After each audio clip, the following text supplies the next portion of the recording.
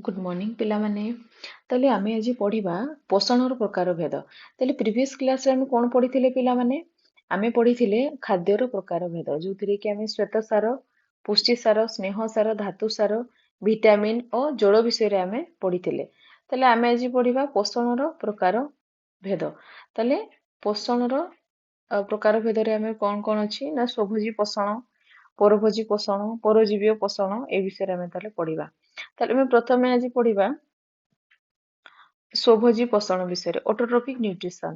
ताले ଯେଉଁ ଜୀବ ମାନେ ନିଜ ଖାଦ୍ୟ ନିଜେ ପ୍ରସ୍ତୁତ କରିଥାନ୍ତି ତାଙ୍କୁ ଆମେ କଣ କହିବା ନା ସ୍ୱଭୋଜୀ ବୋଲି କହିବା ବା ଅଟୋଟ୍ରୋପ ବୋଲି ଆମେ କହିବା।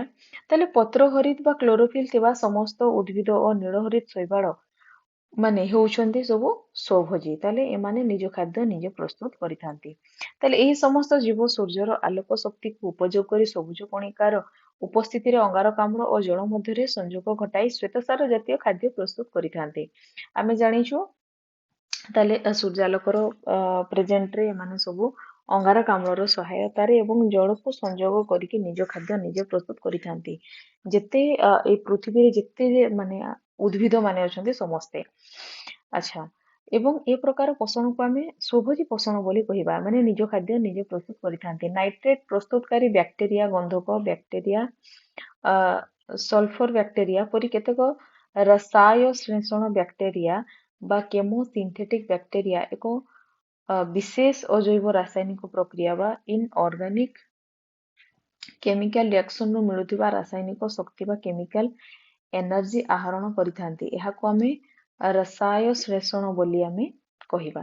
ତାହେଲେ ତାର କେମିକାଲ ରିଆକ୍ସନଟା ହଉଛି ଦେଖ 2NH3 plus 3O2 କଣ ହେଲା ନାଇଟ୍ରିଫାଇଂ ବ୍ୟାକ୍ଟେରିଆ ଇକ୍ୱାଲ ଟୁ କଣ ବାହାରିଲା ତାହେଲେ 2HNO2 plus 2H2O plus energy. ସେଇଭଳିଆ 2H2S plus O2 ସଲଫର ବ୍ୟାକ୍ଟେରିଆରେ କଣ ହେଲା ନା 2H2O plus 2S plus energy. ତାହେଲେ ରସାୟ ଶ୍ଲେଷଣ ବ୍ୟାକ୍ଟେରିଆ ରେ ରାସାୟନିକ ଶକ୍ତିର ଆହରଣ ଏଇଭଳିଆ ହେଇଥାଏ। ଆଚ୍ଛା, ତାହେଲେ କେମିକାଲ ରିଆକ୍ସନଟାକୁ ମନେ ରଖିଦବ ହେଲା। ତାହେଲେ ଦେଖ ପରଭୋଜୀ ପୋଷଣ ଆମେ କାହାକୁ କହିବା ବା ହେଟେରୋଟ୍ରୋଫିକ ନ୍ୟୁଟ୍ରିସନ ଆମେ କାହାକୁ କହିବା। ତାହେଲେ ଯେଉଁ ଜୀବମାନେ ନିଜ ଖାଦ୍ୟ ନିଜେ ପ୍ରସ୍ତୁତ କରି ନପାରି ପୋଷଣ ପାଇଁ ଅନ୍ୟ ପ୍ରାଣୀ ବା ଉଦ୍ଭିଦ ଉପରେ ନିର୍ଭର କରିଥାନ୍ତି ସେମାନଙ୍କୁ ଆମେ ପରଭୋଜୀ ବା ହେଟେରୋଟ୍ରୋଫ ବୋଲି କହିବା। ଉଦାହରଣ ସ୍ୱରୂପ ଆମେ ନିଜେ ସମସ୍ତ ପ୍ରାଣୀ ମଲାଙ୍ଗ, ନିର୍ମୂଳୀ, ରାପ୍ଲେସିଆ ଆଦି ପରଭୋଜୀ ଉଦ୍ଭିଦ ବା ପାରିସ୍ଟିକ ପ୍ଲାଣ୍ଟସ, କବକ, ଫଙ୍ଗି ଏବଂ ଅଧିକାଂଶ ବ୍ୟାକ୍ଟେରିଆ ପରଭୋଜୀ ଶ୍ରେଣୀ ଅନ୍ତର୍ଭୁକ୍ତ। ଆଚ୍ଛା, ପ୍ରାଣୀ ବିଷୟରେ ତ ତୁମେ ଜାଣିଲ, ମଲାଙ୍ଗ ବିଷୟରେ ହେଲା ଆଉ ମଲାଙ୍ଗ ଜାତୀୟ ଯୋଉମାନେ ନିର୍ମୂଳୀ ଏଇ ଟାଇପର ମାନେ ଶିଉଳି ଯୋଉଗୁଡା। ଆଚ୍ଛା, ରାପ୍ଲେସିଆ କହିଲେ ହେଲା ପୃଥିବୀର ସବୁଠୁ ବୃହତ୍ତମ ଫୁଲ ହଉଛି ରାପ୍ଲେସିଆ। ଏଟା ଏଠି ଆମ ଇଣ୍ଡିଆରେ ଦେଖାଯାଏନି, ଫରେନରେ ଆମେରିକାରେ ଦେଖାଯାଏ ଥଣ୍ଡା ଦେଶ ଗୁଡାରେ। ତ ରାପ୍ଲେସିଆ କଣ କରେ ନା ଏତେ ସୁନ୍ଦର ଦେଖିବା ପାଇଁ ମାନେ ଫୁଲଟା କି ସବୁ କୀଟ ପତଙ୍ଗ ମାନେ ଆକର୍ଷଣ ହେଇକି ତା ପାଖକୁ ଯେତେବେଳେ ଆକର୍ଷିତ ହେଇକି ଯେତେବେଳେ ତା ପାଖକୁ ଯାଆନ୍ତି ରାପ୍ଲେସିଆ ଫୁଲଟା ଖୋଲିକି ଥାଏ, ତା ଭିତରେ ଯେତେବେଳେ ସବୁ କୀଟ ପତଙ୍ଗ ସବୁ ପଶିଯାଆନ୍ତି ସେ ଫୁଲଟା ଆପେ ଆପେ ବନ୍ଦ ହେଇଯାଏ ଏବଂ ତା ଭିତରେ ଯେତେ ବି କୀଟ ପତଙ୍ଗ ସବୁ ଥାଆନ୍ତି ସେମାନଙ୍କୁ ସିଏ ମାରିକି ଖାଇଦିଏ। ମାନେ ସିଏ ବହୁତ ସିଏ ମାନେ କଣ କହିବି, ସିଏ ଉଦ୍ଭିଦ ଯୋଉ କାମ କରିଥାଏ ସେ ପତ୍ରରେ ସେ ବି ସିଏ କରିଥାଏ ଆଉ କିନ୍ତୁ ନିଜେ ବି ସିଏ ପ୍ରାଣୀ ମାନଙ୍କୁ ମଧ୍ୟ ମାରିକି ଖାଇଥାଏ। ସେଥିପାଇଁ ସିଏ ପରଭୋଜୀ ପୋଷଣରେ ସିଏ ଯାଉଛି। ଆଚ୍ଛା, ତାହେଲେ ସିଏ ନିଜ ଖାଦ୍ୟ ସେଥିପାଇଁ ପ୍ରାଣୀ ଉପରେ ଡିପେଣ୍ଡ କରୁଛି ନା ସିଏ, ସେଥିପାଇଁ ଏଟା ହେଟେରୋଟ୍ରୋଫ ବୋଲି କହିବା। ଆଚ୍ଛା, ତାହେଲେ ତାର ଏକ୍ସାମ୍ପଲ ଏଗୁଡା କବକ ଯେମିତି ଛତୁ ଫତୁ ଏଗୁଡା ସବୁ ନିଜ ଖାଦ୍ୟ ନିଜେ ପ୍ରସ୍ତୁତ କରିପାରିନଥାନ୍ତି ଏବଂ ଅଧିକାଂଶ ବ୍ୟାକ୍ଟେରିଆ ପରଭୋଜୀ ଶ୍ରେଣୀଭୁକ୍ତ ହୋଇଥାନ୍ତି। ଅଧିକାଂଶ ବ୍ୟାକ୍ଟେରିଆ ଗୁଡା ସବୁ ପରଭୋଜୀ ହୋଇଥାନ୍ତି। ମଣିଷ, କୁକୁର, ଗାଈ, ଗୋରୁ ଯାହା ମରିଗଲେ ତା ଉପରେ ବ୍ୟାକ୍ଟେରିଆ ତାର କାମ ମାନେ ଖାଇକି ତାକୁ ବଞ୍ଚିଥାଏ। ତାହେଲେ ଏହି ଜୀବମାନଙ୍କ ପୋଷଣ ପ୍ରଣାଳୀକୁ ପରଭୋଜୀ ପୋଷଣ ବୋଲି ଆମେ କହିବା। ତାହେଲେ ପରଭୋଜୀ ପୋଷଣ ମୁଖ୍ୟତଃ 4 ପ୍ରକାର ହୋଇଥାଏ, ଯଥା ପରିଶ୍ରମ ପୋଷଣ, ଆଉ ମୃତୋପଜୀବୀ ପୋଷଣ, ଆଉ ସହଜୀବୀୟ ପୋଷଣ, ଆଉ ହଉଛି ପରଜୀବୀୟ ପୋଷଣ। ତାହେଲେ ପଢିବା 4 ପ୍ରକାର କଣ କଣ? ଆଚ୍ଛା, ତାହେଲେ ପ୍ରାଣୀ ସମ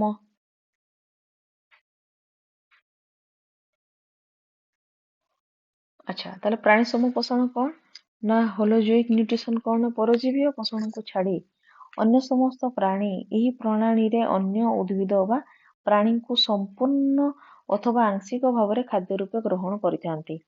ଏହା ହେଉଛି ପ୍ରାଣୀୟ ବା ପ୍ରାଣୀ ସମପୋଷଣ। ପରିପାକ ପରେ ସରଳୀକୃତ ଖାଦ୍ୟର ଆତ୍ମୀକରଣ ବା ଅନ୍ତର୍ଗ୍ରହଣ ବା ଏସିମିଲେସନ ହୋଇଥାଏ।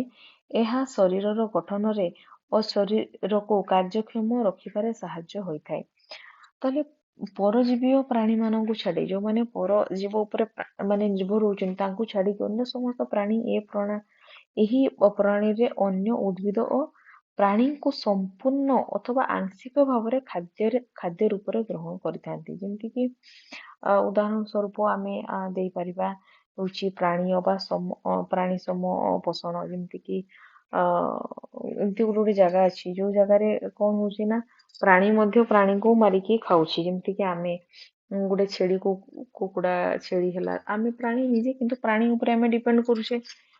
ଯେମିତିକି ବାଘ ଖାଉଛି ହରିଣକୁ, ହରିଣ ଖାଉଛି ଘାସ, ସେଇ ଟାଇପର ଆମେ ପ୍ରାଣୀ ଉପରେ ବି ଡିପେଣ୍ଡ କରୁଛୁ। ପରିପାକ ପରେ ସରଳୀକୃତ ଖାଦ୍ୟର ଆତ୍ମୀକରଣ ବା ଅନ୍ତର୍ଗ୍ରହଣକୁ ଏସିମିଲେସନ କୁହାଯାଏ। ଆମେ ଯୋଉ ଖାଦ୍ୟକୁ ପରିପାକ ମାନେ ଯୋଉ ଖାଉଛେ ପରିପାକ କ୍ରିୟା ସାହାଯ୍ୟରେ ସେଟା ଯୋଉ ସରଳୀକୃତ ହଉଛି ସେଇଟାକୁ ଅନ୍ତର୍ଗ୍ରହଣ ବା ଏସିମିଲେସନ ବା ଆତ୍ମୀକରଣ ପ୍ରକ୍ରିୟା ବୋଲି କୁହାଯାଏ।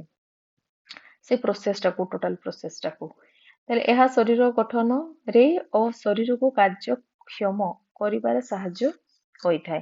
ଆମେ ଯଦି ଠିକ ପରିମାଣରେ ଆମ ପରିପାକ କ୍ରିୟା ନ ଚାଲେ ଆମକୁ ମାନେ କଣ ପ୍ରପର ଆମାଉଣ୍ଟ ଅଫ ନ୍ୟୁଟ୍ରିସନ ମିଳିବ ନାହିଁ ଏବଂ ଆମ ଶରୀର ଗଠନ ମଧ୍ୟ ଠିକ ଭାବରେ ହୋଇପାରିବ ନାହିଁ ଏବଂ ଶରୀରକୁ କାର୍ଯ୍ୟ କରିବାର ଯୋଉ କ୍ଷମତା ମଧ୍ୟ ମିଳିବ ନାହିଁ।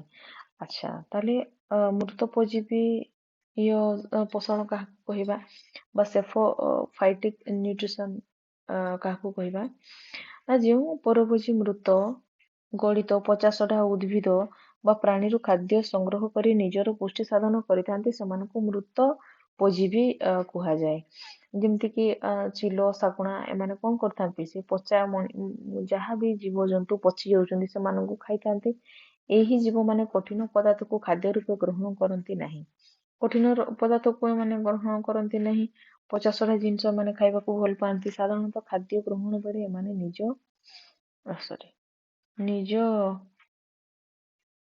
ଶରୀରରୁ ପାଚକ ରସ ବା ଡାଇଜେଷ୍ଟିଭ ଜୁସ୍ କ୍ଷରଣ କରି ଶରୀର ବାହାରେ ହିଁ ଜଟିଳ ଖାଦ୍ୟକୁ ସରଳ ଭାବରେ ପରିଣତ କରିନିଅନ୍ତି। ପରେ ସରଳୀକୃତ ଖାଦ୍ୟକୁ ଶରୀର ମଧ୍ୟକୁ ଶୋଷଣ କରି ଶରୀରର ଗଠନରେ ବିନିଯୋଗ କରିଥାନ୍ତି।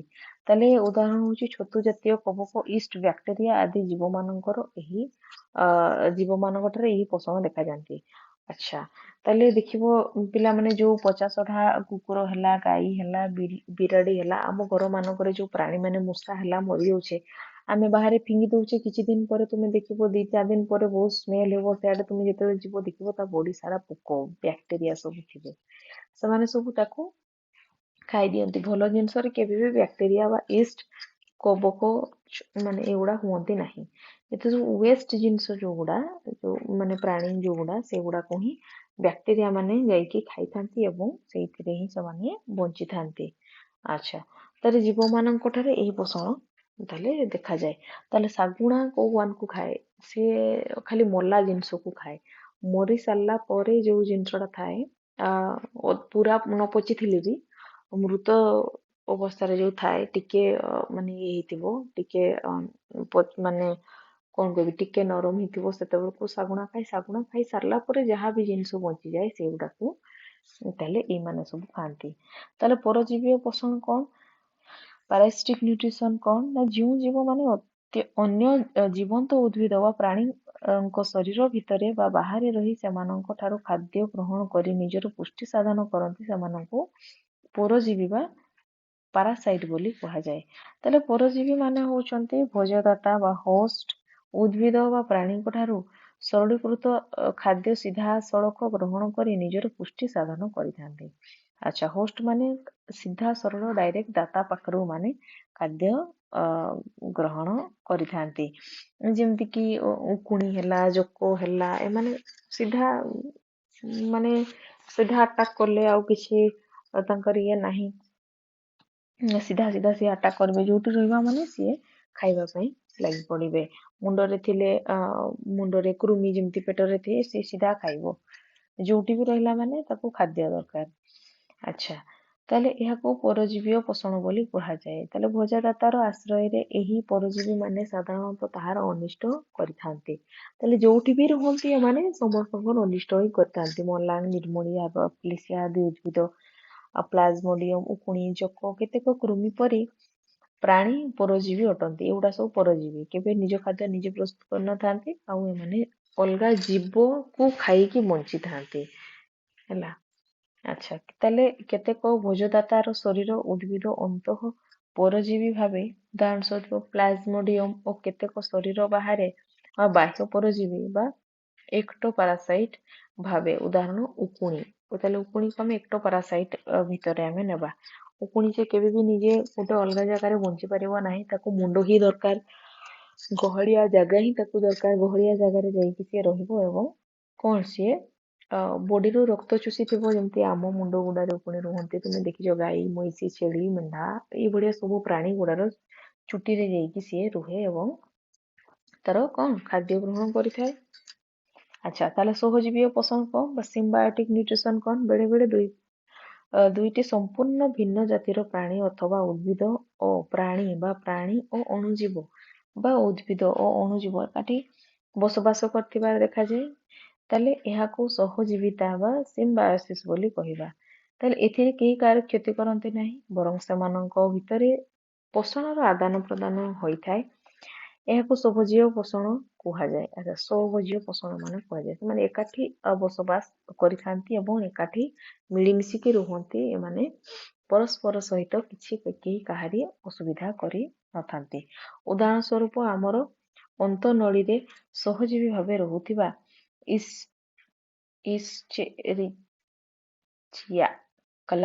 ଇଶ୍ଚେରିଚିଆ କଲାଇ ନାମକ ବ୍ୟାକ୍ଟେରିଆ ନିଜ ଭିଟାମିନ ରେ B12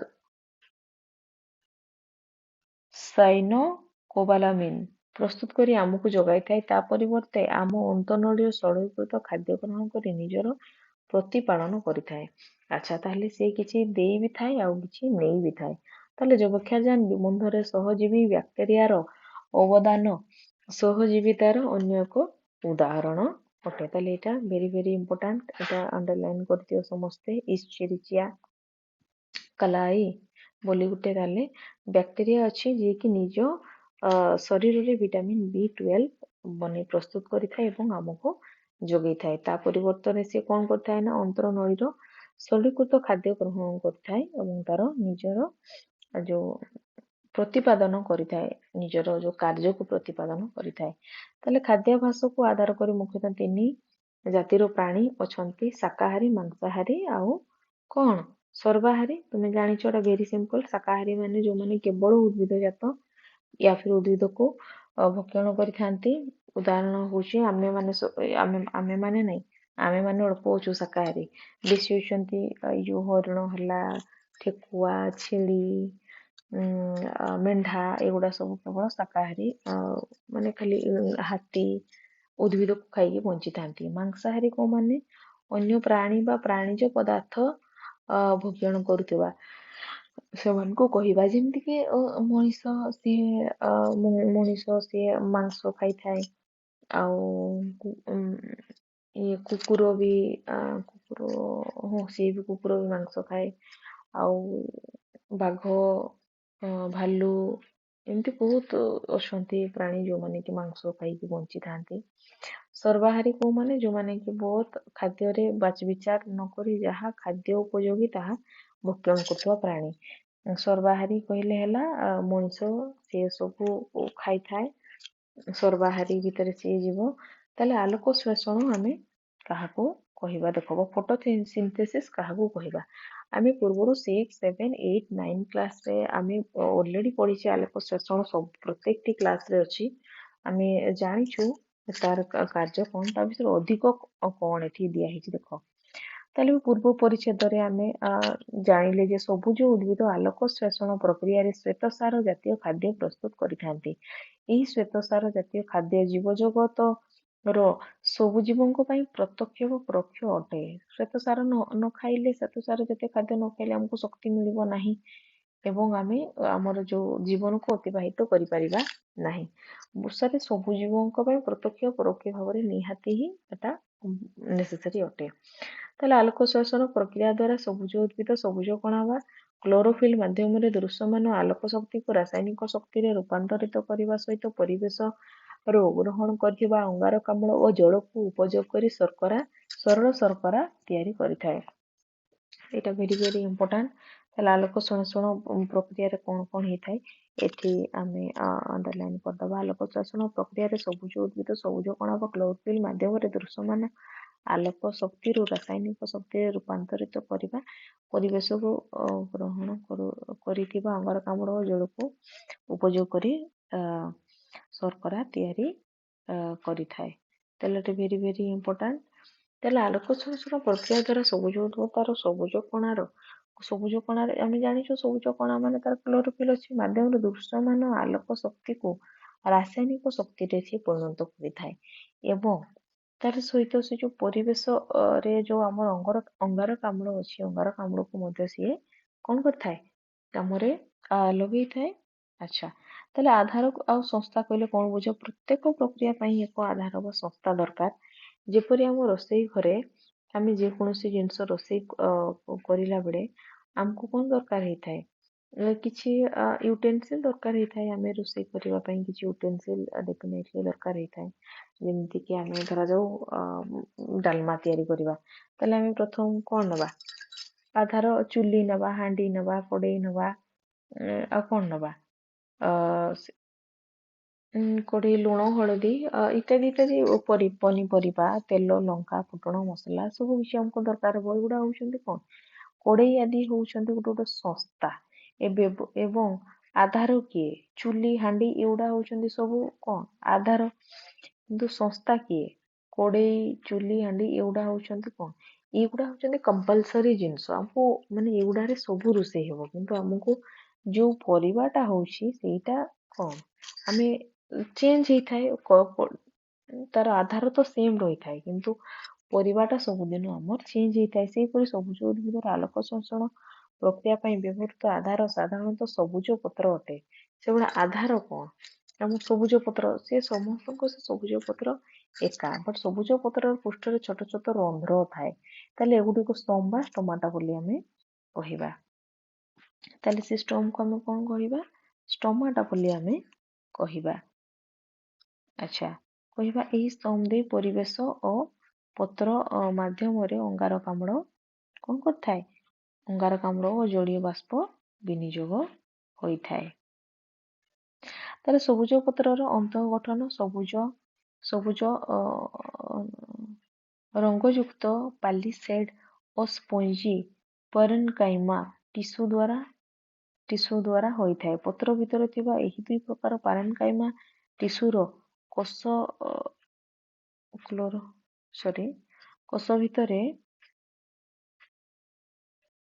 କୋଷ ଭିତରେ କ୍ଲୋରୋପ୍ଲାଷ୍ଟ ନାମକ ଏକ ଅଙ୍ଗିକା ରହିଥାଏ।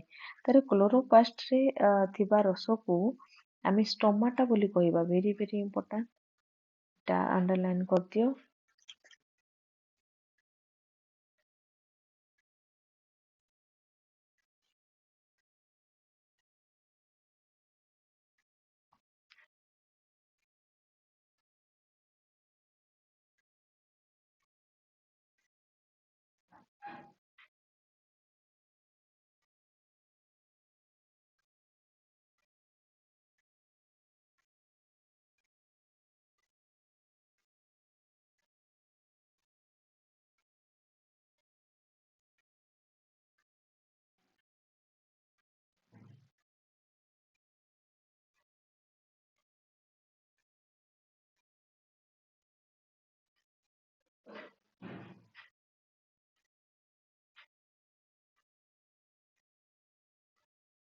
ତାହେଲେ ଏହି ରସରେ ବିଭିନ୍ନ ଏନଜାଇମ୍ ବା ପୋଷକ ଥାଏ। ତାହେଲେ ଷ୍ଟୋମା ରସରେ କେତେକ ଉପାଦାନ ଭାସମାନ ଅବସ୍ଥାରେ ଥାଏ। ତାହେଲେ ଏଇ ଯୋଉ ଷ୍ଟୋମା ରହିଲା, ସେ ଷ୍ଟୋମାରେ ବହୁତ ଗୁଡା କଣ ଉପାଦାନ ରହିଛି, ସେ ଉପାଦାନ ଗୁଡା ଭାସମାନ ଅବସ୍ଥାରେ ରହିଥାଏ। ତାହେଲେ ଏଥିମଧ୍ୟରେ ଅଧିକ ପରିମାଣରେ ଥିବା ଗଠନର ଏକକ ଦ୍ୱିସ୍ତରୀୟ ଜେଲି ସଦୃଶ ଥାଇକାଲଏଡ୍ ଥାଏ। ଥାଇକାଲଏଡ୍ ଦୀର୍ଘ ସରୁ ଚେପ୍ଟା ଟାଇପର ଗୋଟେ ଥାଇକାଲଏଡ୍ ହେଉଛି ଗୋଟେ ଆଚ୍ଛା, ତାହେଲେ ଥାଇକାଲଏଡ୍ ଦୀର୍ଘ ସରୁ ଚେପ୍ଟା ଭଳିଆ ଗୋଟେ ଥଳି ସଦୃଶ ଥାଏ। ଥଳି ଭିତରେ ସ୍ଥାନକୁ ଆମେ ଲ୍ୟୁମେନ୍ ବୋଲି ଆମେ କହିବା। ଲ୍ୟୁମେନ୍ ବୋଲି କୁହାଯାଏ। କେତେକ ସ୍ଥାନରେ ଛୋଟ ଥାଇକାଲଏଡ୍ ଓ ଥାକ ଥାକ ହୋଇ ସଜ୍ଜିତ ହୋଇ ରହିଥାନ୍ତି। ଆଚ୍ଛା, ତାହେଲେ ଏଭଳି ଥାକକୁ ଆମେ ଗ୍ରାନା ବୋଲି ଆମେ କହିବା। ତାହେଲେ ଗ୍ରାନା ଗୁଡ଼ିକ ଲମ୍ବାଳିଆ ଥାଲକଏଡ୍ ଦ୍ୱାରା ସଂଯୋଜିତ ହୋଇଥାଏ। ସାଧାରଣତଃ ଦେଖିବାକୁ ଗଲେ କ୍ଲୋରୋପ୍ଲାଷ୍ଟରେ ଥିବା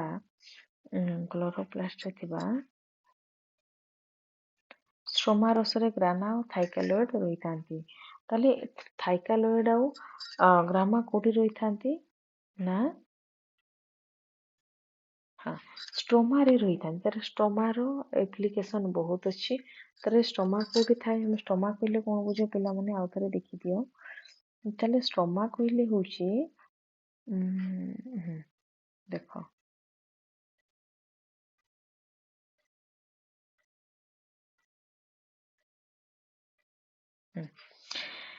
ଆଚ୍ଛା, ତାହେଲେ ପତ୍ର ଭିତରେ ଥିବା ଦୁଇ ପ୍ରକାର ପାରେନକାଇମା ଟିସୁ କୋଷ ଭିତରେ କ୍ଲୋରୋପ୍ଲାଷ୍ଟ ନାମକ ଏକ ଅଙ୍ଗିକା ରହିଥାଏ। ଏଠି ପ୍ରଥମ ଜାଣିଲ। ତାପରେ ସେ ଯୋଉ କ୍ଲୋରୋପ୍ଲାଷ୍ଟରେ ଥିବା ରସକୁ ଆମେ ଷ୍ଟ୍ରୋମା କହିବା। କ୍ଲୋରୋପ୍ଲାଷ୍ଟ ଭିତରେ ତାହେଲେ କିଛି ରସ ରହୁଛି ଜାଣିଲ। ତାହେଲେ ସେଇଟାକୁ ଆମେ କଣ କହିବା? ଷ୍ଟ୍ରୋମା ବୋଲି କହିବା। ଏଇ ରସରେ ବିଭିନ୍ନ ପ୍ରକାର ଏଞ୍ଜାଇମ୍ ବା ଅନ୍ତଃରସ ଥାଏ ସେଇ ଷ୍ଟ୍ରୋମା ଭିତରେ। ତାହେଲେ ଏଥି ମଧ୍ୟରେ ଅଧିକ ପରିମାଣରେ ଥିବା ଗଠନ ଏକକ ଦ୍ୱିସ୍ତରୀୟ ଜେଲି ସଦୃଶ ଥାଇକାଲଏଡ୍ ଦୀର୍ଘ ସରୁ ଚେପ୍ଟା ଭଳି ଥୋଡ଼ି ଭଳିଆ ହୋଇଥାଏ। ତା ଥୋଡ଼ି ଭିତର ସ୍ଥାନକୁ ଆମେ କଣ କହିବା? ଲ୍ୟୁମିନସ୍ କହିବା। ଆଚ୍ଛା, ତାହେଲେ କେତେକ ସ୍ଥାନରେ ଛୋଟ ଛୋଟ ଥାଇକାଲଏଡ୍ ଥାକ ଥାକ ହୋଇ ସଜ୍ଜିତ ହୋଇ ରହିଥାନ୍ତି। ଏହାକୁ ଆମେ ଗ୍ରାନା ବୋଲି କହିବା। ତାହେଲେ ଗ୍ରାନା ଗୁଡ଼ିକ ଲମ୍ବାଳିଆ ଆଉ ଥାଇକାଲଏଡ୍ ଦ୍ୱାରା ସଂଯୋଜିତ ହୋଇଥାଏ। ସାଧାରଣତଃ ଦେଖିବାକୁ ଗଲେ କ୍ଲୋରୋପ୍ଲାଷ୍ଟ ଭିତରେ ଥିବା ଷ୍ଟ୍ରୋମା ତାହେଲେ ଷ୍ଟ୍ରୋମା ରସରେ ଗ୍ରାନା ଓ ଥାଇକାଲଏଡ୍ ରହିଥାନ୍ତି। ଷ୍ଟ୍ରୋମା ରସ ଭିତରେ ହିଁ ଥାଇକାଲଏଡ୍ କେମିତି ତାହେଲେ ଥାଏ। Very important. ତାହେଲେ ଥାଇକାଲଏଡ୍ର ପ୍ରତ୍ୟେକ ଝିଲ୍ଲି ସ୍ତର କ୍ଲୋରୋଫିଲ୍ ବା ପ୍ରୋଟିନ୍ ଓ ଲିପିଡ୍ରେ ତିଆରି ହୋଇଥାଏ। ଭେରି ଇମ୍ପୋର୍ଟାଣ୍ଟ ହେଲା। ତାହେଲେ ତା ଚିତ୍ରଟା ଏଇଠି ଦେଇଛି ଦେଖ। ଏଇଠି ତୁମେ ବୁଝିପାରିବ। ଆଚ୍ଛା, ତାହେଲେ ଏଇଟା ହଉଛି ଚିତ୍ରଟା। ଚିତ୍ରରେ କଣ ଦେଇଛି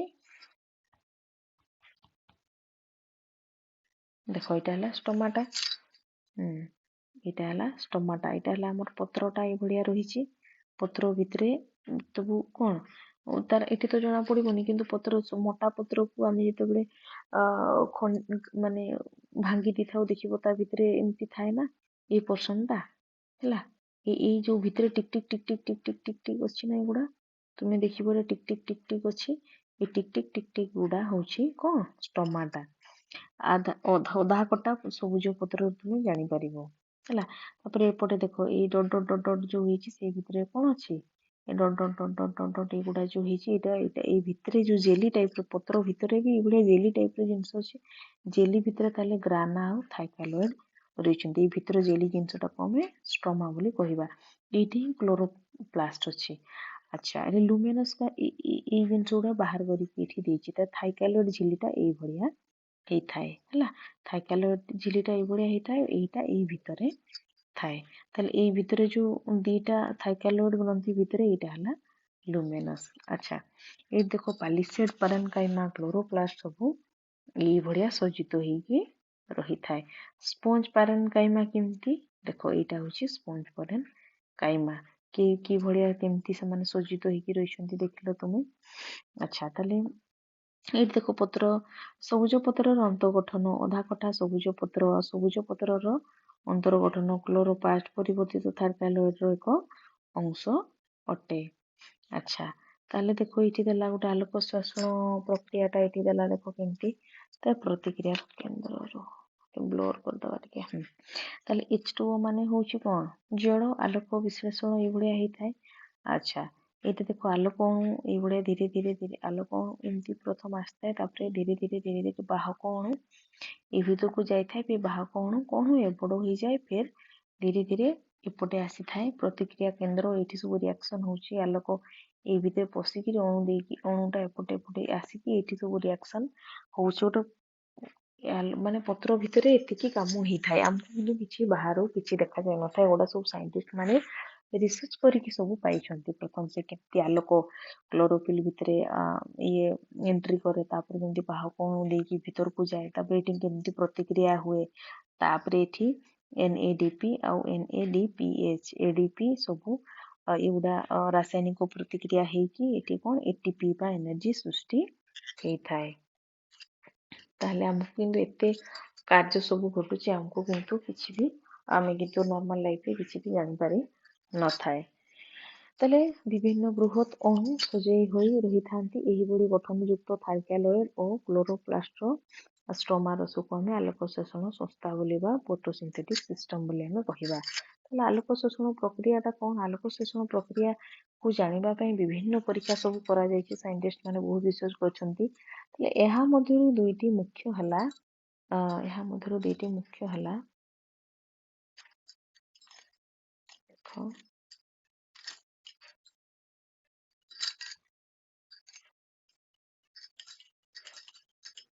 परीक्षा सिद्धांत मुख्य परीक्षा सिद्धांत गुरुत्वपूर्ण प्रथम सिद्धांतटी होची फ्रेडरिक ब्लैकमैन बा फ्लूडिक ब्लैकमैन 1905 मसीहारे जणाइथिले जे प्रतिक्रियात्मक बा फिजियोलॉजी परीक्षा द्वारा दर्शाइथिले जे आलोक शोषण दुई सह प्रक्रिया द्वारा समाहित होइथाय गोटिए सह प्रक्रिया दृश्यमान आलोक उपरे निर्भर करे एहाको आमे कोन कहिबा आलोक प्रक्रिया बोली कुहाबा लाइट रिएक्शन बोली आमे कहिबा अन्यटी होउची कोन आलोक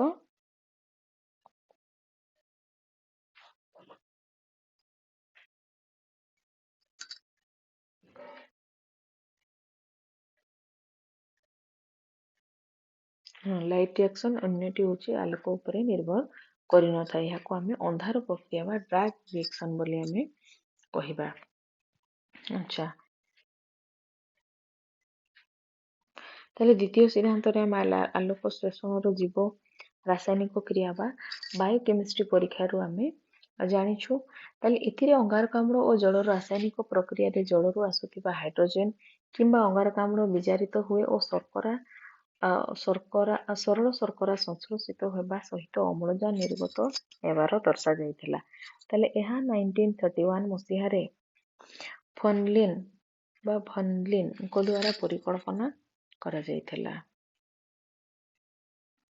तेरे रॉबर्ट हिल 1937 मसीहा रे उन्नत मानर परीक्षण माध्यम कल्पनाटी को प्रमाणित करथिले एवं क्लोरोप्लास्ट क्लोरोफिल माध्यम रे आलोक शक्ति को व्यवहार करी ग्लूकोज रो संश्लेषण करथिले ताले एहा 6टी अंगारकाम्ल आउ 12टी जल अणु व्यवहृत एटारे होइतिला रिएक्शन टाला एटा 6 CO2 plus 2H2O equal to Alok Sethi पड़िबो plus 6 C6H12O6 plus 6H2O plus 6O2 ताले आलोक शोषण प्रक्रिया रो ଏହା ହଉଛି କଣ ସରଳ ସମୀକରଣଟେ ସମସ୍ତେ ମନେ ରଖିଦବ ତାହେଲେ ଆଲୋକ ପ୍ରକ୍ରିୟା କଲେ କଣ ଦୃଶ୍ୟ